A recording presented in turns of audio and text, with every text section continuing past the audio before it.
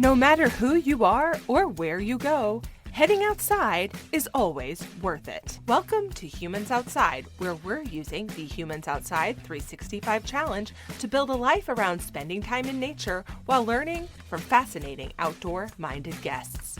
I'm Amy Bouchatz. I've let curiosity be my guide as a journalist for 18 years. But life, including my husband's war injuries, had burnt us out. So we moved sight unseen to Alaska to see if a change of scenery and new focus on outdoors was just the shift we needed. Since September 2017, I've spent at least 20 consecutive minutes outside every single day, no matter what, to explore how nature can change my life. Ready to hear from experts and outdoor lovers who make heading into nature just a part of who they are while we work to do the same? Let's go!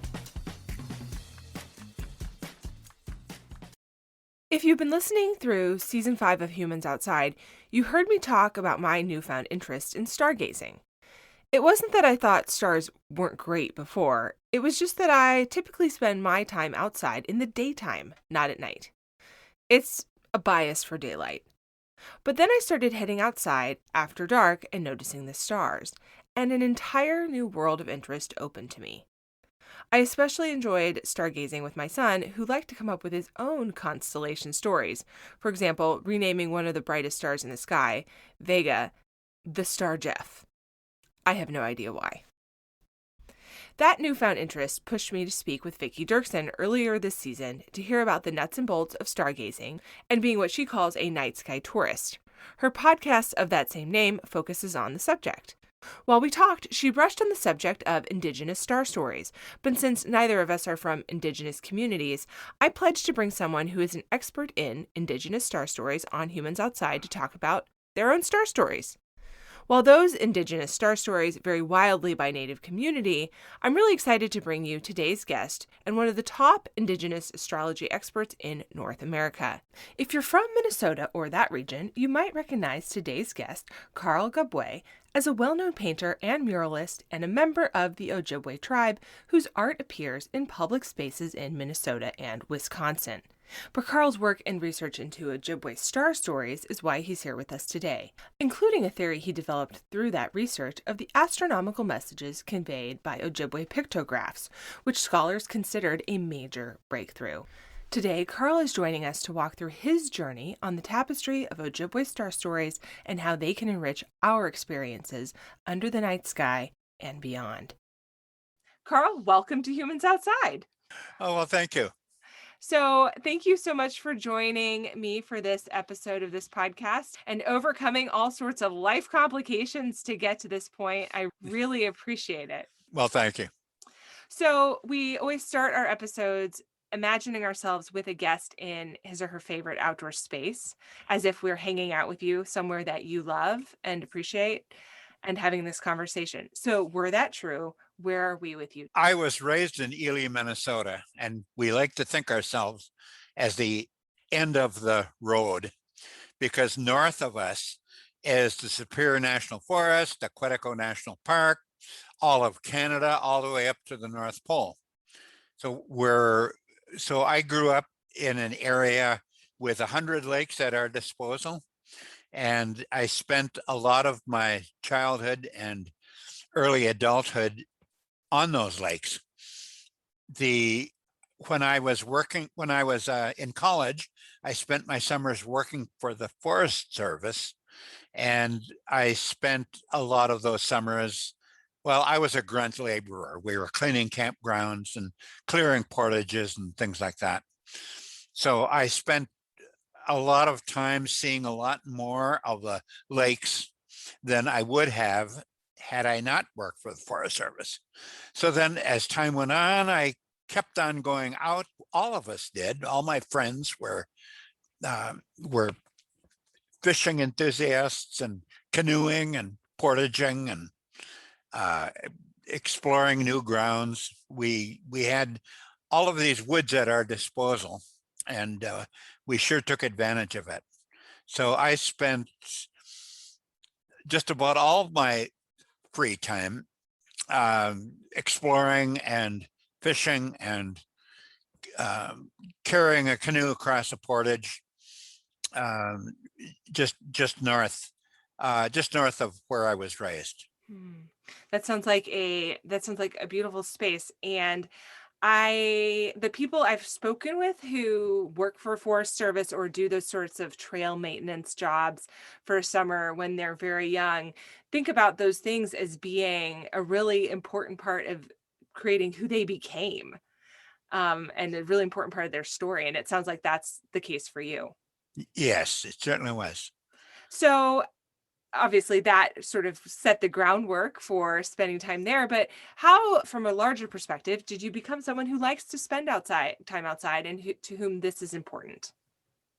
Well, I was raised out in the country. Mm. Add to all that, and because I know this doesn't impress Alaskans, but in the winter we had very long nights, and a lot of our work took place in the darkness. Mm. So bringing in firewood, for example, was usually something that happened after dark. And I had a chance to look up at the night sky, brilliant stars, and every other times at the place where we lived, the little farm, we spent working out of doors, cutting firewood, making hay, working in the garden, living a real outdoor life. Mm. And the reason I didn't think much of it at the time, I never thought about it much, that I was living a kind of a unique existence. But now looking back on it, I'm thinking there's not many people in my state that lived the kind of life that I did.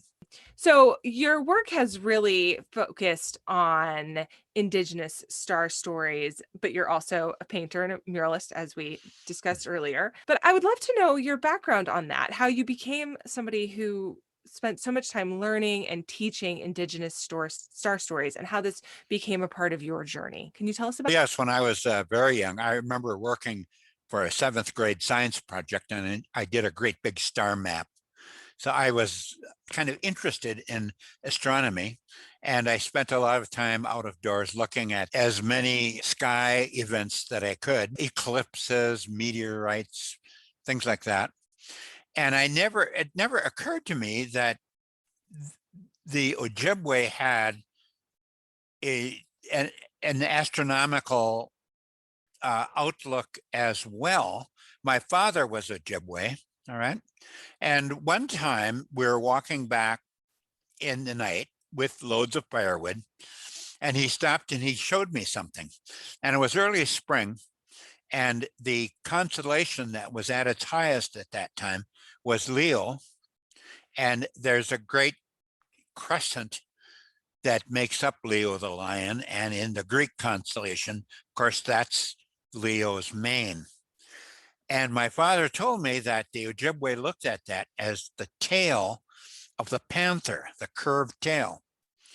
And the one of the Ojibwe words for panther is curly tail. And referring to that pose of the tail that you'll always see. And as time went on, I always looked at photographs and film of panthers. That every time I could see one on TV, for example, that tail was always curved. So the Ojibwe named it after that attitude that the panther always had. So my father said, and so he started talking about this constellation, and I was looking up, let's say I must have been in about seventh grade. And it just occurred to me that there's a whole bit of knowledge out there that's not a part of my schooling or my education or my reading world, but this was something my father knew about a whole people. It took me a long time to think about that. And I have to tell you that I spent a lot more of my youth wondering about the career of Elvis Presley than I did learning about Ojibwe culture. My Hmm. father was a fluent language speaker, and he knew a lot of stories, and he would tell these stories when asked. But I guess you have to kind of understand that in the 1950s, the Ojibwe didn't talk about these things very much. Hmm. There's a number of reasons why, and you can, anthropologists tried to eke out information from informants and putting together Ojibwe culture and legends and so on. But it was not something that was talked about publicly. So it would seem that my father had all this information there and that he was willing to share it if you asked him. But that was the 1950s, radio, television, the future beckoned. I wasn't so much interested in the past at that time, but I was wondering what I was going to do with my life at that time moving forward. So it's hard to believe that I had an informant living right in my house that any anthropologist would have given their eye teeth for. That night, looking at that constellation, it just got me going in my mind that here was something that not many people were writing about it or talking about it, and this was something that I wanted to learn. I was already interested in astronomy as a general science bit of knowledge, but it never occurred to me to start thinking that this was a field that I could explore. So how do you go from not ever thinking that it's a field that you can explore to having it be a point of passion? As time went on, I went into art first, and I thought in my painting that I would try to show Ojibwe culture in its past, and both in its mythical and legendary past, and its past during the fur trade, and its past during the early reservation period when Ojibwe men dressed like lumberjacks because many of them were lumberjacks. And then I finally went into Indian studies as a field, and I ended up teaching it on the college level. And I kept on exploring all the data and the books that were available at that time. And there was nothing on astronomy. And at that time, if you put Indian studies and science in the same question, in the same statement, people would wonder what you're talking about. Science and Indian culture just weren't ever talked about at that time.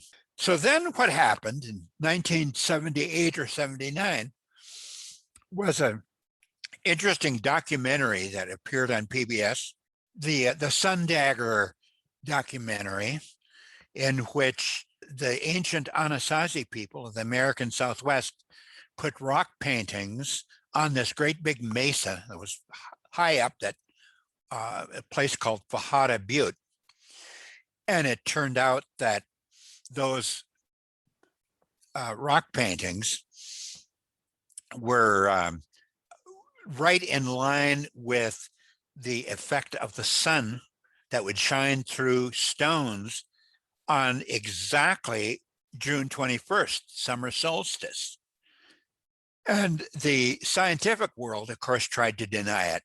They said these people are too simple to have ever put together such a phenomenon, the rock painting, the sun effect on only one day a year. And the person who first saw it was an artist named Anna Sofer. And she formed an organization called the Solstice Project and started researching Anasazi and Pueblo culture and legends and myth and other rock paintings to see if there was an astronomical connection there. And one of the first scientists to accept this as a real scientific achievement was Carl Sagan. And in his famous documentary in the 1970s, he gave the ancient Anasazi credit for being great astronomers, being able to create a phenomenon that records the date, that's a very important date on June 21st, where after that point, the days start getting shorter, the nights getting slightly longer, and a very important astronomical date for an agricultural people. Well, so I saw that and I got very excited about it. And I said, gee, I wonder if there's anything around here that would be the same thing.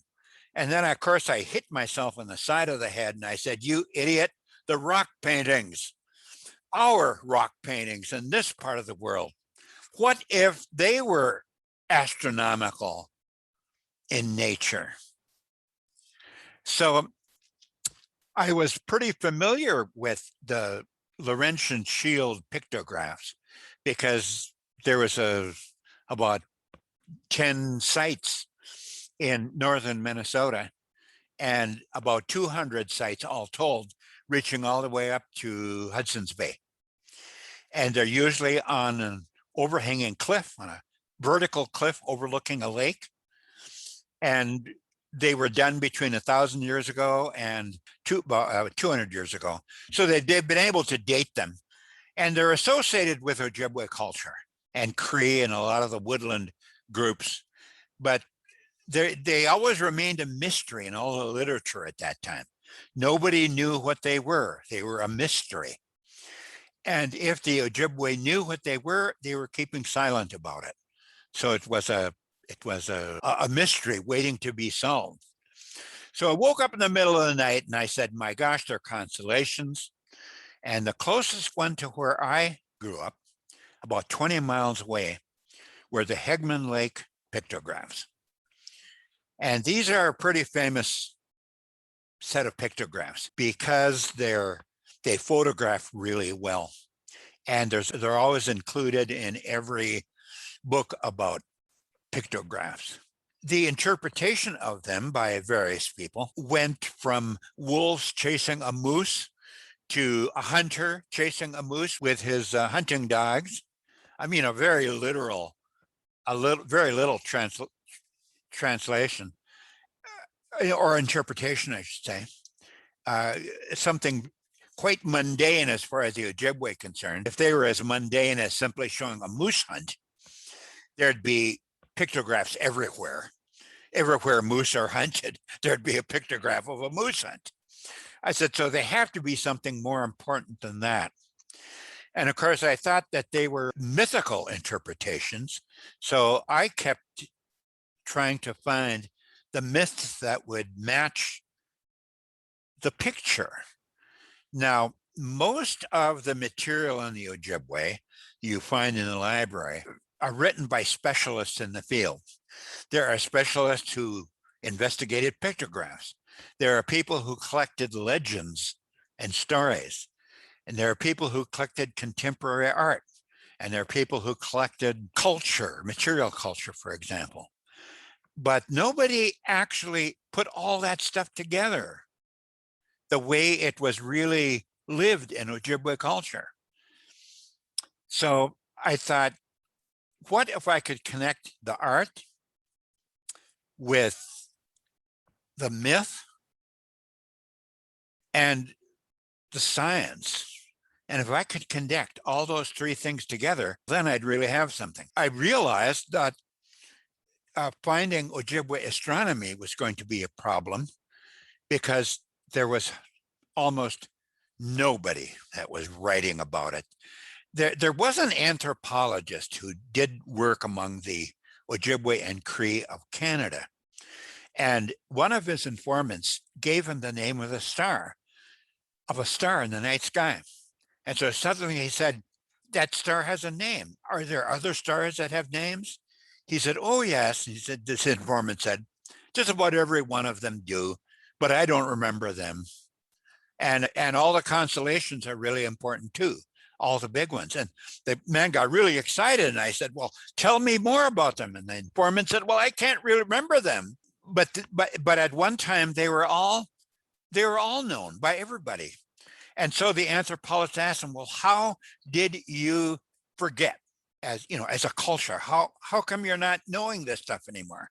And he said, well, since clocks and calendars came, we don't really need them anymore. And I remember reading that. I thought, my goodness, what those rock paintings are is an almanac. And so, but I thought, which one? So the rock paintings show this great human figure with outstretched arms. And right away, these things started coming to me. In Ojibwe culture, a big figure like that is the winter maker.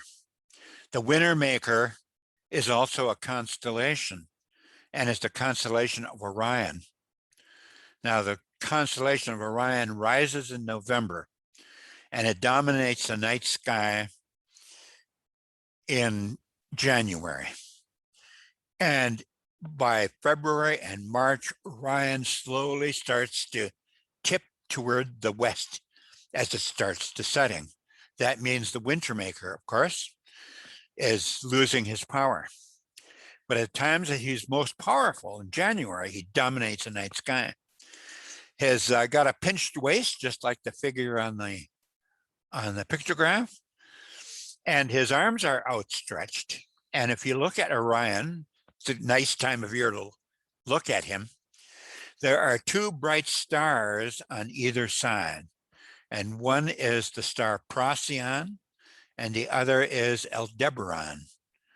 And they're about the same distance from the constellation of Orion. And if you think of the pictograph, you got these long outstretched arms with a star in each hand. The star in each hand. That's got to be it. That's it. And of course, nobody believed me. I started making up some overhead transparencies. Do you remember those things in the teaching biz? And I would go around and give a talk to anybody who'd listen, but nobody believed me because all the information on pictographs never said anything about stars, or that was something completely new. So then I thought, okay, we got the winter maker solved. What about the others? Now, the moose figure is something very interesting because I kept trying to find the moose constellation near the constellation of Orion. But then I realized maybe it's a completely different constellation. And then, of course, when fall comes, the constellation of Pegasus dominates the night sky. And it's this great square that is almost overhead. And that's the fall constellation. Okay, so you got the winter constellation, you have the fall constellation on these pictographs.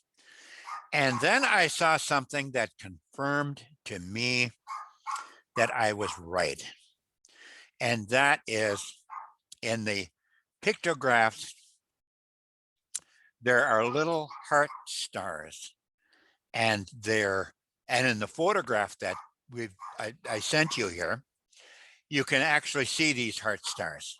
And that's where the artist who painted them rubbed the silhouette clear at that point, leaving a little white blob in the pictograph, just about where the star is. And you can see it on the winter maker, but you can see it in the big square that makes up Pegasus.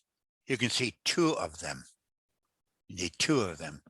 Go to the night sky in the fall when Pegasus is dominating the night sky, and you can see those two stars.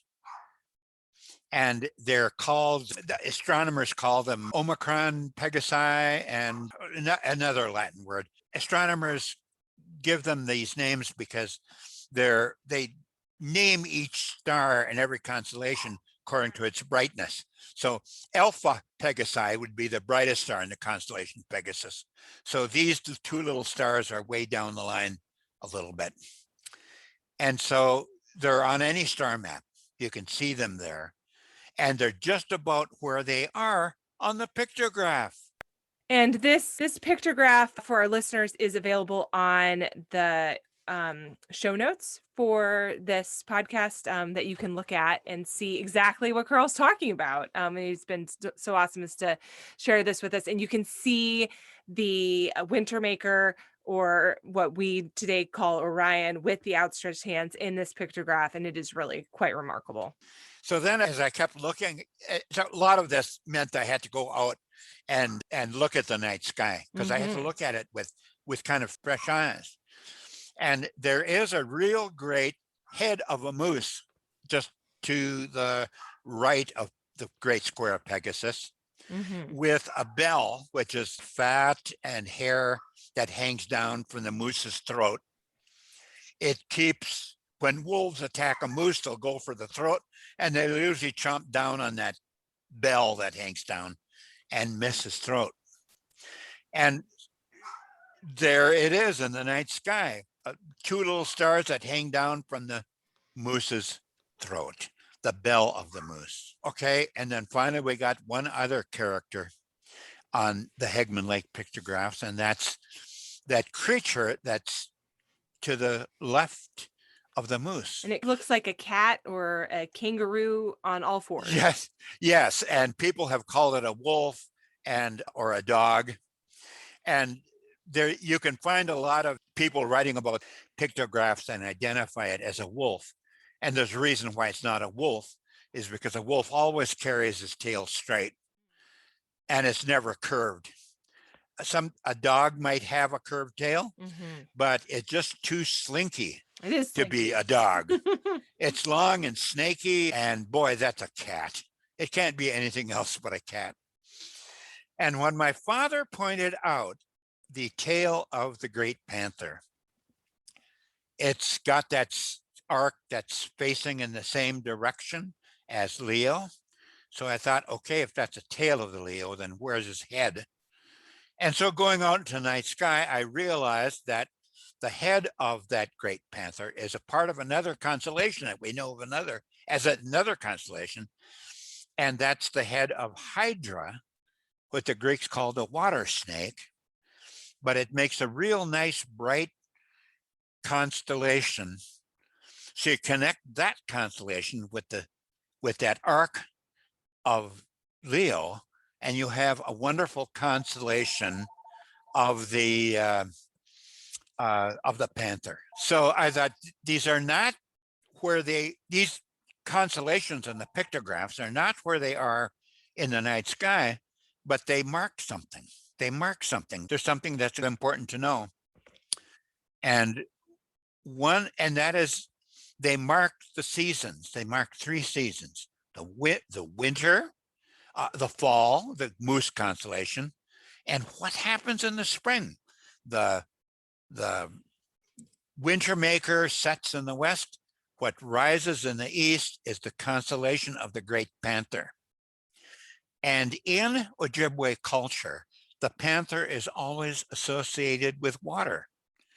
That is, the great water panther is a mythological creature that lives in Lake Superior. And every spring, he brings the flood, because he brought the worldwide flood that's part of the great flood myths of the Ojibwe. And so every spring, he repeats himself by bringing the flood. And in the spring floods for the Ojibwe are very dangerous. They're a dangerous thing if you don't have roads and bridges. And if it's too early to use a canoe and too dangerous to use snowshoes when there's water everywhere, melting water, and the creeks are impossible to cross, that's real danger. And so the panther is a dangerous mythological being. And bringing the spring floods, he comes a little earlier than the spring floods will happen. You can start seeing him in the end of March and early April, but you know then that the terrible floods are coming. So it means then that the Ojibwe, looking at the night sky, can recite both the myth and the science, as well as pointing out the constellation. And then there on the pictograph is the art of it, the mythological being. Yes. And so what we're saying is that understanding these pictographs aren't just nice pictures or of some moose, run-of-the-mill moose hunt like we were talking about earlier, but that they are connection between the Ojibwe culture and information that they needed about what was happening in the seasons around them. Yes, that's right. They're very much aware of the seasons and these very important astronomical events that mark the seasons, the solstice and the equinoxes. Yes. Yeah. And can you tell us what the Ojibwe words are for these particular constellations? You've been using the Greek or Latin names, but I'm wondering, are there Ojibwe words or names for these particular constellations? Uh, yes, there are. What comes to mind is Audubon, which is the word, it literally means curled tail, Hmm. and that's the name of the great panther. Now, there's a joke that one of our local humorists always used to tell about the word moose and says, how do you say moose in Ojibwe? It's moose. Okay, that's where the word comes from. Fair enough. And the winter maker is, let's see if it comes to me here. Forgive me, but I'm almost 80 years old and I have a hard time That's okay. remembering. Gababunake, which Okay. is the name of the winter maker. Baboon means winter, and Ikwe means maker.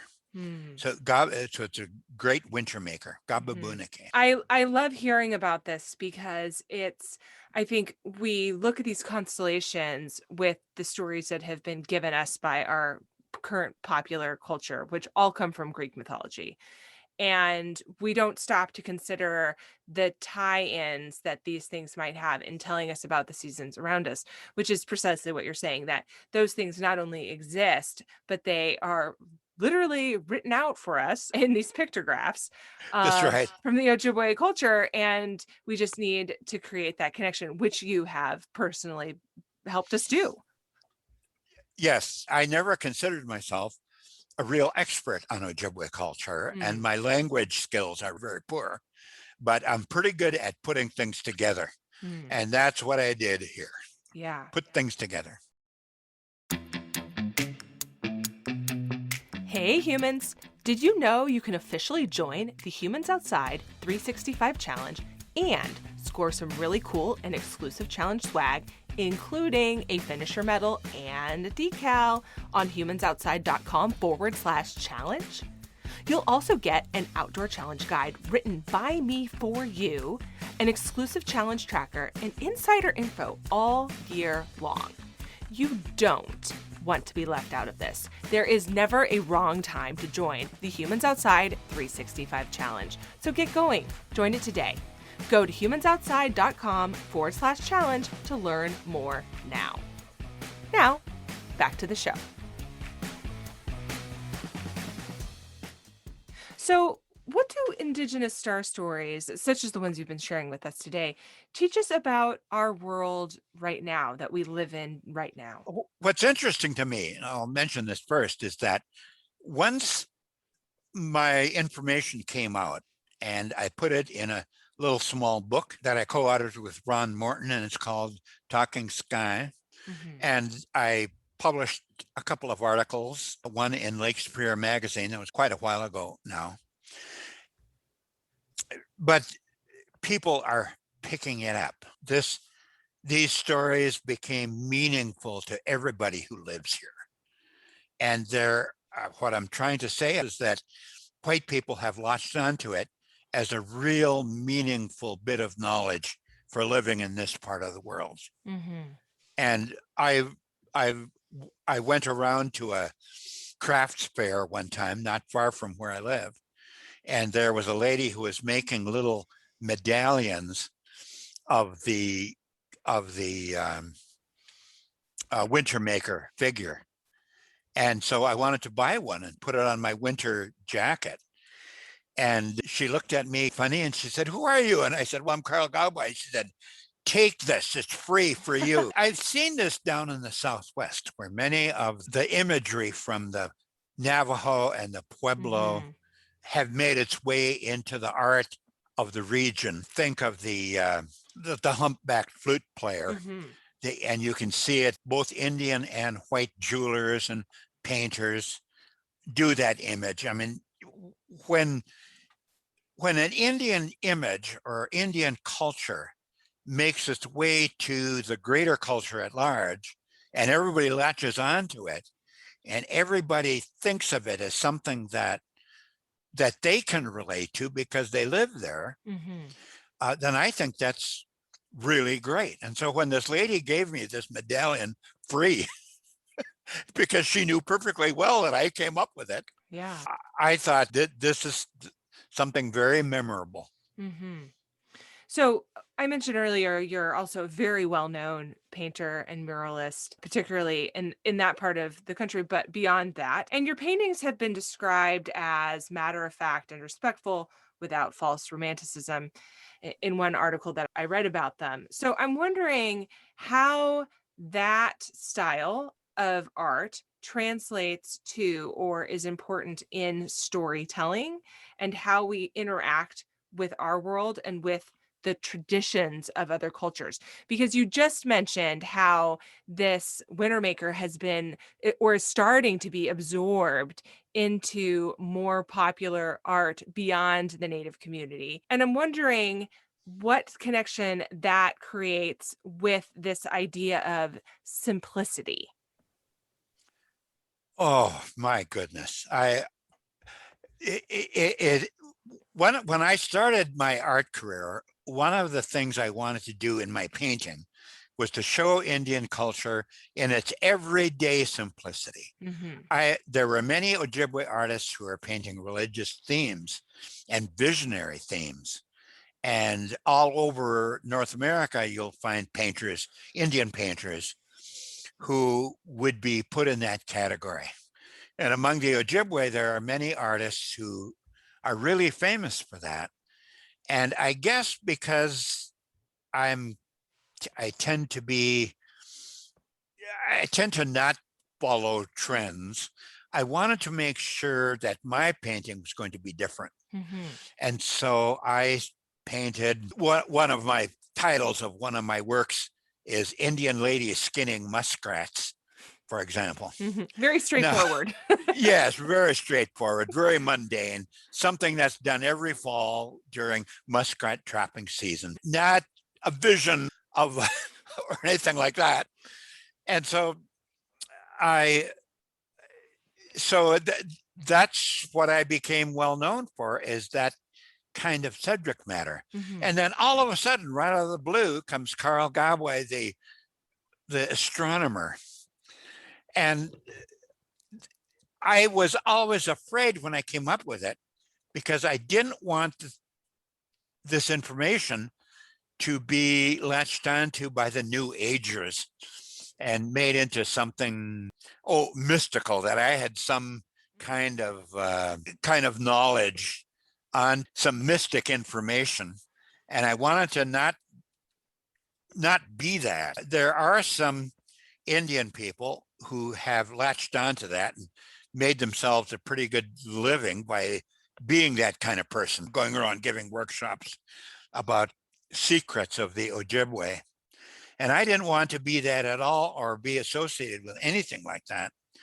And when I first published some of my papers, some anthropologists, well, one anthropologist in particular, accused me of being a New Ager and just making all this up.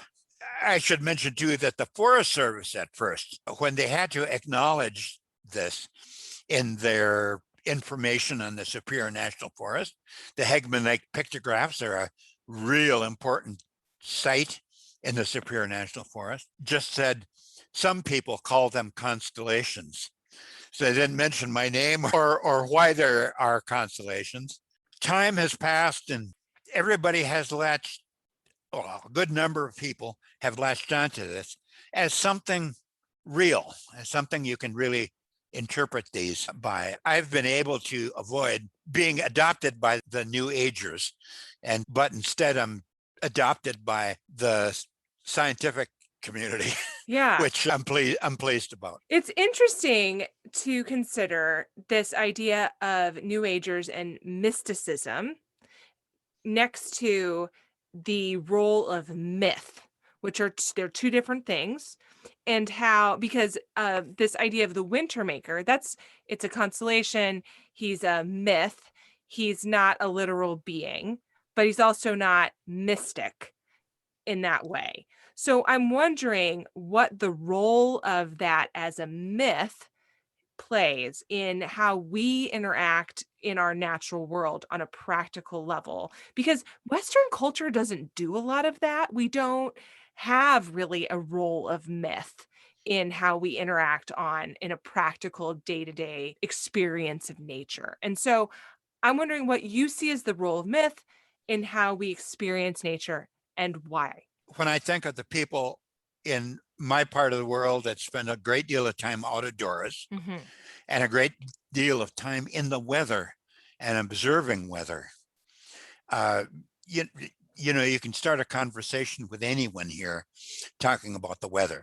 Right. Yes. It's, Same here. I would imagine so. And I think what this does, and I think we can have some insight into Ojibwe culture, because I have no doubt that the Ojibwe 200 years ago spent a lot of time talking about the weather and talking about the different outfits that they're wearing to keep themselves warm. I really think that you can't live here without being absolutely conscious of it. You spend a lot of time outdoors, you start seeing the winter maker constellation slowly slip to the west. You know that warm weather is on its way. You look around you, even though it might be below zero, and you can smile a little bit knowing that uh, time is on your side. And the winter maker isn't going to take over the world. He's going to slip. So it's a consciousness of just living in this part of the country. And I think that's why when my book came out, it became so popular, that it fits into the way people think about this part of the world. Before we moved north, we lived in the South, and I knew that there was such a thing as winter and summer solstice. And that was the end of how much I thought of it. Mm-hmm, mm-hmm. But if you live in the North, you know that those are not just days on the calendar, those are celebrations because they Right. mark things that we look forward to and things that we enjoy. Winter solstice is a time that, at least here where I'm in Alaska, we go out and we say, hallelujah, the sun is coming, light is coming back. And in the Yep. summer, it's summer solstice, the longest day of the year, for those who don't know, is the day we go out and say, hallelujah, the sun is here right now. It's all about that Yes. sunshine. Yes, that's right. That's right. Don't Yep. focus on the it's going away part, which is the other half of summer. Right. Right. We just really focus on the positive. But yes, those things are so important. And they are, in a lot of ways, how we chart our year, even though we live in a modern age where we don't need to chart our year by the longest and shortest day. Right. Or a star map or an almanac. We know those days are coming when Mhm. we come back from work and we see that it's getting dark, when about a month ago you could still see the landscape around Mhm. you. That's You right. know that the season's turning and that it's going to give you some challenges as time goes on, and the same as the days get longer. I mean, everyone here is aware of that. One of the things about when my information came out was that I was like, I should tell you this in sotto voce, but Indians can sometimes be very judgmental and be a little leery of something that they hadn't heard before. Mhm. And so I was afraid. I was afraid I might get some pushback on this. That has not happened. Has Mm. not happened. One Indian person told me that knowing about Indian astronomy is like being reunited with an old friend. Mm. That's beautiful. That was just beautiful. I should mention that as I was doing this research, I asked a lot of Indians about astronomy. What had they learned? Had they learned anything when they were growing up about Mhm. certain stars or constellations or things like that? A Mhm. lot of them had, but it was just like one thing. It wasn't complete. And it was because we spend a lot of time in the 20th century, at least, living in houses where Right. we're away from the night sky. And we spend kind of shut off from these things. And just like these Cree and Ojibwe that this anthropologist was talking about, clocks and calendars. It's that information gets forgotten. But once in a while, some of the people that I talk to would remember something from their childhood, walking with an elder perhaps at night, and the elder would say something about a star, and they would remember that. But it wasn't the whole thing. It wasn't the whole year. It might be one incident that he would remember. And that would impress upon him, so that when it came time for me to come around and ask them, they remembered that thing, and it added to my accumulated annual star stories. Yeah. How can listeners learn more about Ojibwe star stories specifically, but also broadly indigenous star stories from wherever they are? The Dakota and Nakota people of the plains had a wonderful person who recorded this information in the 40s and 50s from that tribe. And lately, there have been a revival of Dakota, Lakota, and Nakota astronomy. And there's been some pretty nice publications coming out on that score. Annette Lee is a Dakota who established herself at St. Cloud State and started collecting all this information. And a lot of her Western colleagues contributed to her curriculum that she's put together. And so it's very, very exciting there. The first time I met them, you have to get this, because, the Ojibwe and the Dakota not necessarily always got along historically. And I walked into one of the first workshops that Annette had on Indian astronomy, and I represented all the Ojibwes there. So you got to think that I was on edge. So I walked into the room, and the room had about 10 Dakota, Nakota, Lakota people. They were great big guys with huge cowboy hats. And I thought, I am finished. I am done.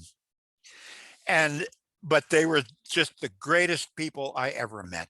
I walked out of there, my eyes as big as saucers. I said to my wife, I have found my people. And it was Annette that got them all together and got me together with them.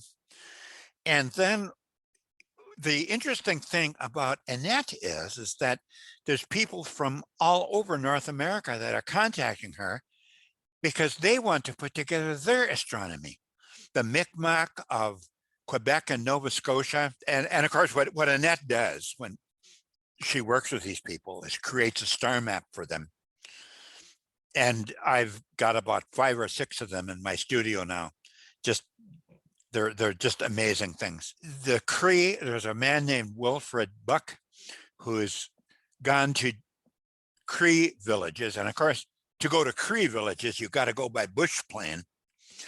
And he's gone to many of them and walked off the airplane and said, I want people to tell me about your astronomy stories. And people are just latching onto it. And so he's created a Cree star map, thanks to Annette. So she's working with other people. The Aborigines in Australia and the Zulus in South Africa, the Polynesians in Hawaii have all contacted her to help them with them putting together their curriculum on star stories. So this is something that's just not going to stop. We're now part of a worldwide Aboriginal community of astronomers. Very exciting. Yeah, it is exciting. So what I hear you saying is that the resources are out there. People just need to do the research and look it up if this is something they're interested in learning. Carl, it has been a real honor to have you on here today talking about your research and your experience and your culture and the Ojibwe star stories that you have laid out for us. So thank you so much for joining me on Humans Outside today. Thank you for having me. Thanks so much for listening to this week's episode of Humans Outside. If you've enjoyed this episode, give us a little love and leave a rating and review to make it easier for others to find the podcast too. What you say matters. It really truly does make a difference. And until next time, we'll see you out there.